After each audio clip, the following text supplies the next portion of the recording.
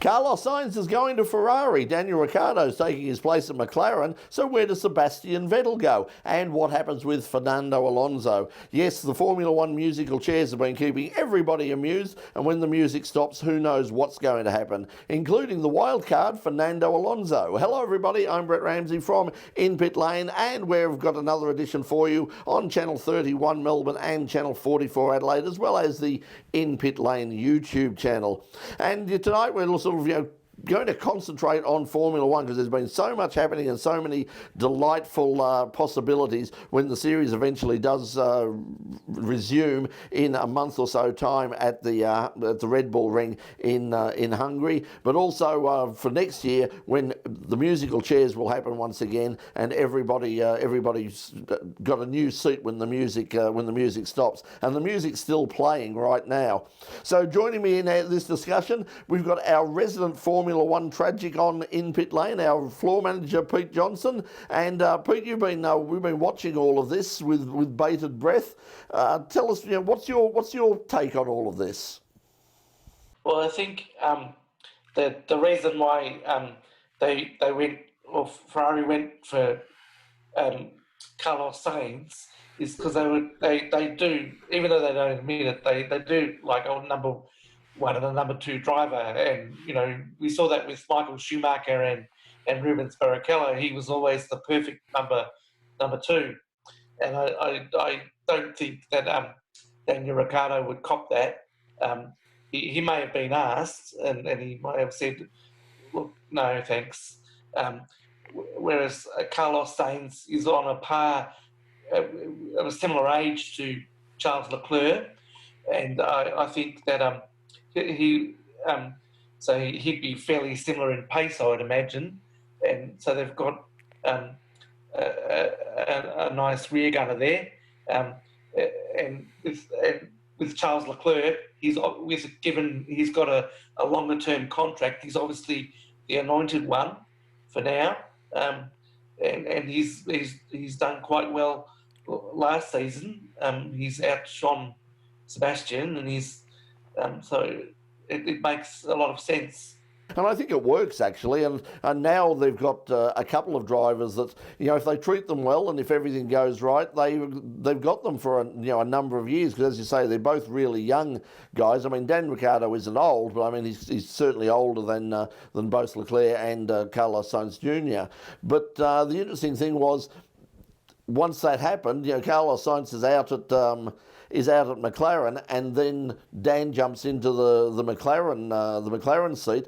Not everybody has been really keen on that. A number of journalists overseas, both in England and France, have basically said, this is not a step up. It is at best a step sideways. Some people think that long term it might actually be basically staying where you are, or even a step down. So, what do you think about Dan's decision to move to McLaren? Was that the right move, or do you think that he'd have been better off staying with Renault? There was a rumour that Renault, the factory, we're going to withdraw from motorsport. I don't know how far advanced that is, but so from that point of view, I think he needed to go somewhere else. If things were a little less than secure at Renault, but I don't think if he is in a championship winning team, I don't think it's going to be for a couple of years. But the other factor is that they're shifting to Mercedes engines, so that could be a factor. But then you think about that with Racing Point, and they have Mercedes engines, and they're not doing so well with them. But having said that, their car for this year that hasn't got off the ground yet is very similar to very similar. Yeah.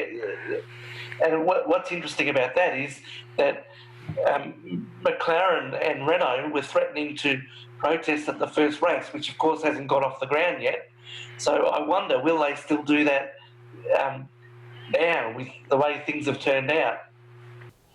Yes, it's going to be fascinating when we eventually see the rest of the year, because I mean the silly season has happened so early, and it's like, there's always been this argument in football about players deciding to make a move and announcing it. In rugby league, it happens all the time. In the NRL, like halfway through the season, some star player will say, "Well, I'm not going to be with the team next year," and people sort of accept that. But when that happens in the AFL, I mean, there's absolute, it's an absolute scandal, and people have even been dropped from the team. And so you have to wonder that, obviously, I mean, the teams want to get the best result in the Constructors' Championship, but whether they're going to sort of give their wholehearted support, say Renault would give their wholehearted support to Daniel now, or whether they might just say, well, the go faster bits and the attention will be given to the teammate. Of course, Esteban Ocon is French, and it's a French team too. Yeah, so I think he could find himself in a similar situation where it was at Red Bull, where they were, and with Mark Webber and Sebastian Vettel, was a sort of a Dutch team with a Germanic driver, and and then he had Ricciardo had Max Verstappen. So I think he could find himself in a very similar situation this year. Yeah, so it'll be interesting. I mean, the good thing is, I suppose, he doesn't have to wait too much longer. I mean, whatever they do in coming together with that calendar, we're going to see reduced rounds. We have no idea what next year's calendar is going to look like. Look, stay with us, Pete. We're going to take a break now on In Pit Lane here on Channel 31 and Channel 44, and of course the In Pit Lane YouTube channel. And when we come back, we'll be talking more Formula One. This is In Pit Lane. Don't go away. We'll be right back. Welcome back to In Pit Lane. We're on Channel 31 Melbourne and Channel 44 in Adelaide, and we're talking all things Formula One with our Formula One expert, Pete Johnson. And Pete, let's talk about what's happening with Fernando Alonso. Alonso is sort of the wild card in all of this, and I suppose this affects where Sebastian Vettel goes, because we obviously know where Sainz is going, we know where Ricciardo is going. Where do you think Sebastian Vettel ends up? I don't know, because the way he was sort of talking, he sort of was talking about a different set of priorities, and so I don't know if he'll take a sabbatical or even retire. I thought it was telling, if the rumours are true, that even while they were trying to nut out a solution for the Australian Grand Prix, apparently he was one of the first, while they were still nutting it out, he was one of the first on a plane home. So, and I think that's a bit telling. I wonder if his heart's really in it, and maybe it was just the fact that he wasn't doing so well at Ferrari, and if he does go somewhere else, he'll have a new lease of life. But the way he was talking, pardon me. The way he was talking, he seemed like he had a different set of priorities, and he's a father now, so. I think this whole situation, of course, with the COVID-19 situation has changed a lot of people's priorities. I know that it's not just in motorsport. I know that there's a few footballers who have put up their hands and said that, not sure whether I really want to come back now. I mean, I had an opportunity to spend time with the family, realise how important the family are, and that there are other things in life than football, and other things in life than motor racing. So it's interesting. I mean, would it be better for him to take the time out? But do you think that he could, do you think he'd have any interest at all in moving into a team like Renault and seeing it as sort of a challenge, which is what Daniel sort of thought, like they can build it. That was what he was promised. They will build a team around me. I will be the number one guy, and everything will, the focus will be on the two of us working together to bring us up the field. That obviously hasn't worked out. I mean, after only 1 year. Well, I mean, we don't know what the car is going to be like. Obviously, he mustn't have been too impressed at the test. I mean, the car was late it wasn't late for the test, but it was late for the unveiling. The car wasn't there for the unveiling, and he was pretty quick in the testing. I mean, I think he set fastest time on the last day or something, one of the fastest times. So, yeah, do you think he's jumped a bit? Dan's jumped a bit early and sort of, like moved out, or, as you say, do you think that he got the word that well, Renault are no guarantee to hang around? I mean, like most manufacturers. I wonder. I think it's more that he got the word, and I think the management structure is such that the Cyril Abbott Bully. I hope that's how you pronounce his name. I can never pronounce his name. I keep practicing, but I can never pronounce it. I think there's he'll have discussions with his drivers and tell them something, but then management at higher up says, "No, Cyril, this is what it is," and sort of after Cyril's had the discussions with the drivers, management steps in, and I think there's a very much a committee structure, shall we say.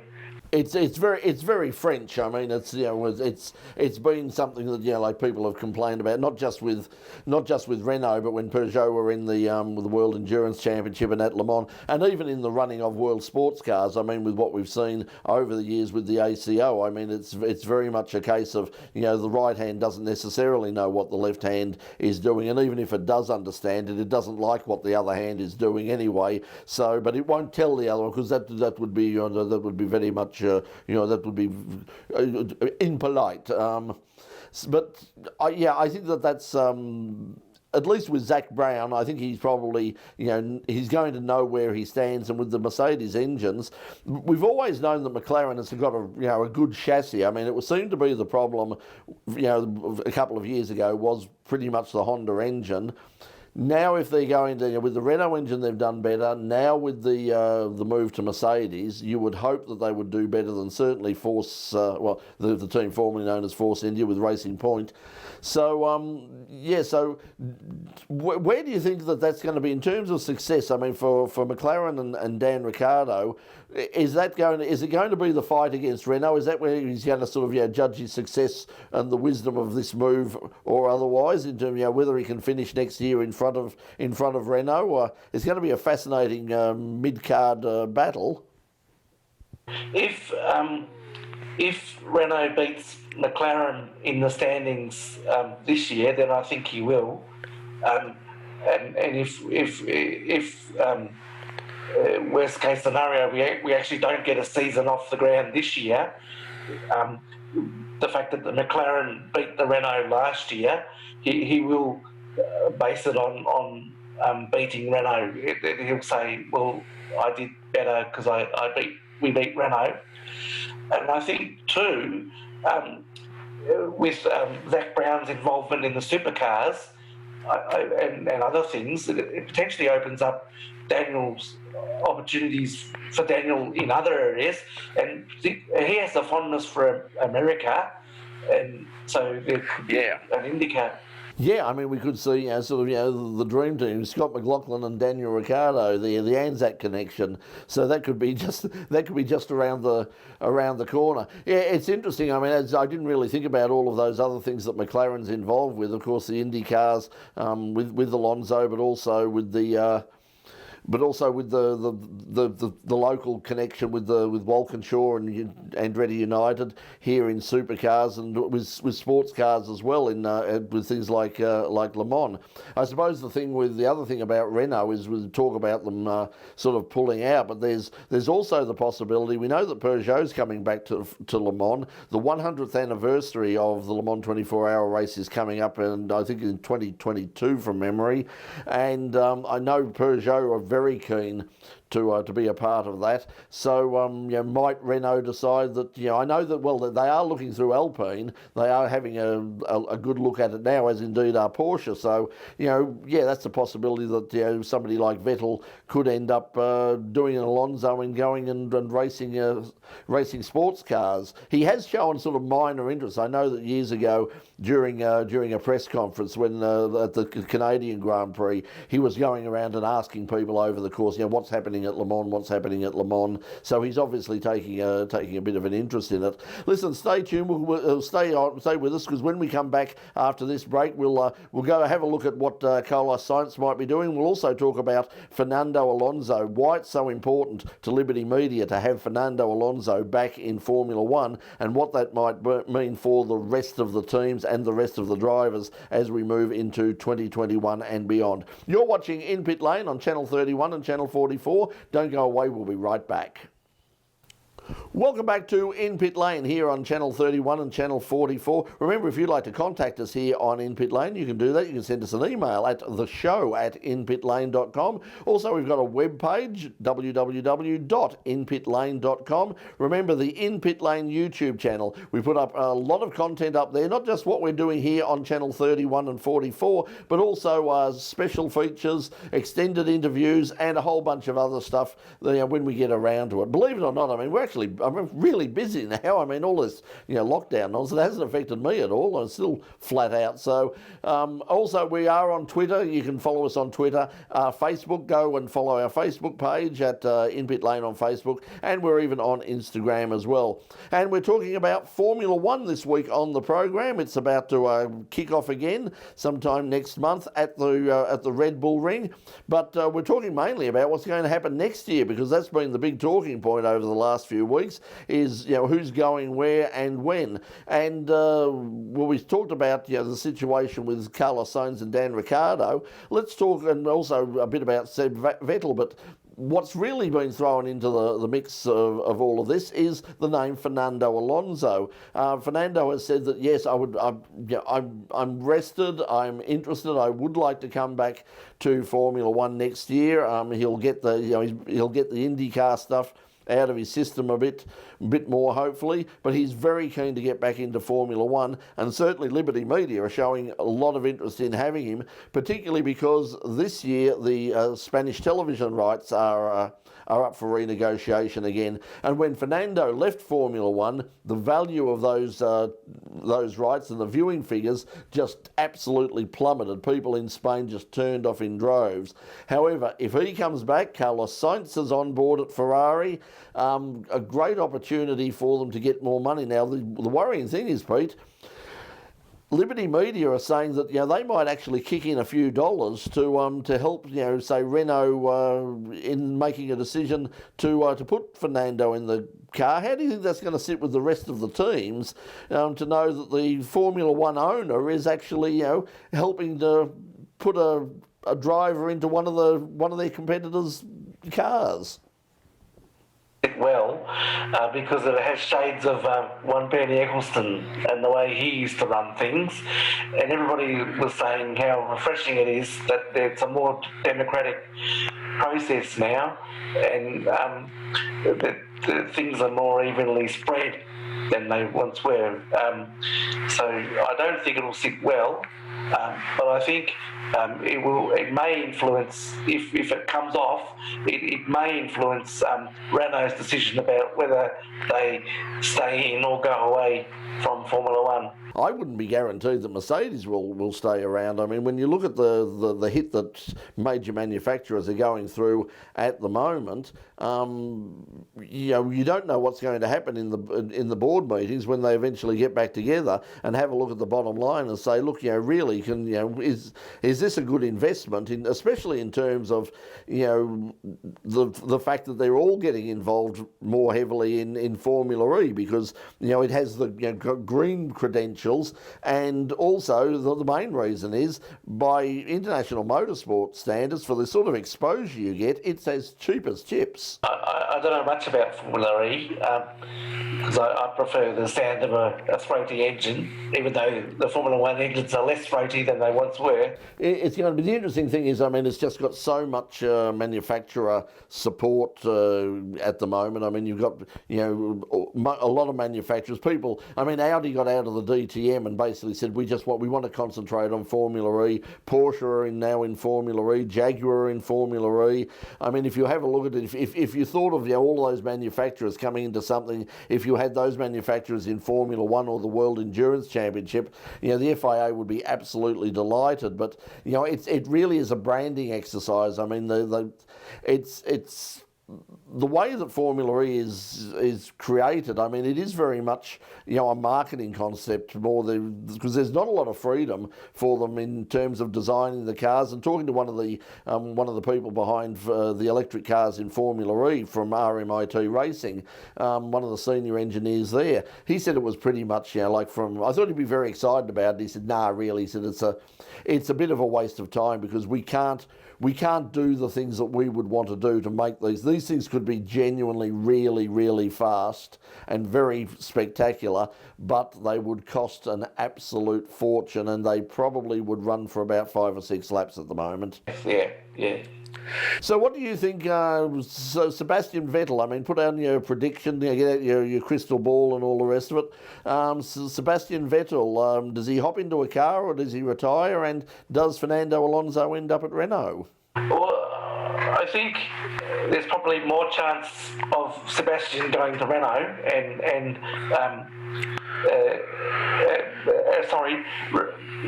Fernando Alonso going to Renault and Sebastian taking a sabbatical or retiring, because I believe that a lot of the personnel when Fernando Alonso was there last time, a lot of the personnel are still at Enstone, so he's got that chemistry, and I think there's more of a chance of him going to Renault and Sebastian either taking a sabbatical or retiring.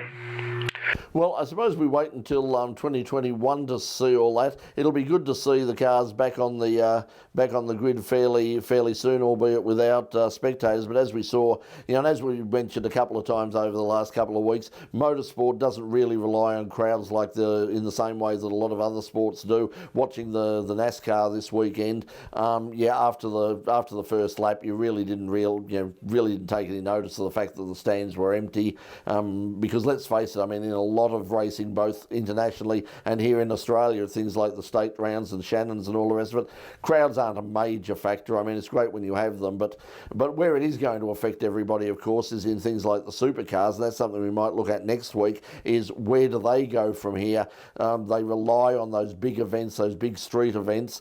Townsville is apparently still going ahead, but Newcastle and the Gold Coast have been are now off the agenda for this year, and it's going to be a case of, Adelaide's the first round next year, and then, of course, the Grand Prix in Melbourne, and I think both of those at the moment are still looking a bit uncertain. And there's if that's the way it pans out, there's a very short gap between the last round this year, or the last round in this series, and the start and Adelaide next year. There's only about 4 weeks, Yeah, it's going to be a very this long.